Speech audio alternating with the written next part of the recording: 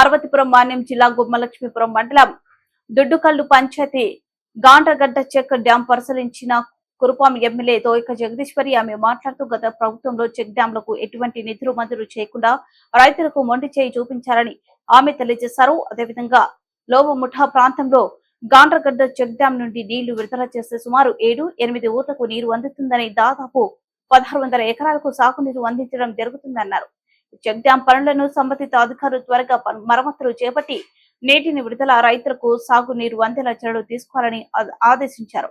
ఈ కార్యక్రమంలో మండల కన్వీనర్ పాడి సుదర్శన్ రావు, బీజేపీ కన్వీనర్ నిమ్మక సింహాచలం మరియు టీడీపీ నాయకులు, కార్యకర్తలు పాల్గొన్నారు.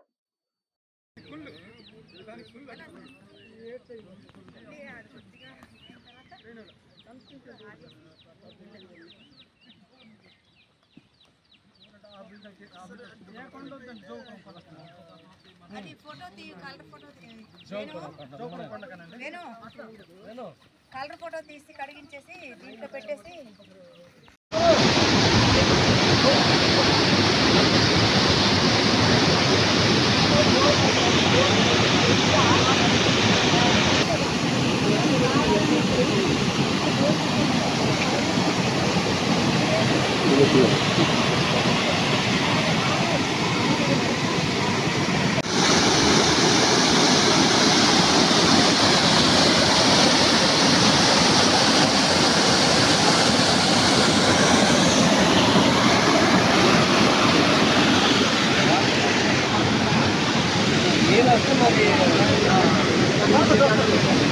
వచ్చింది.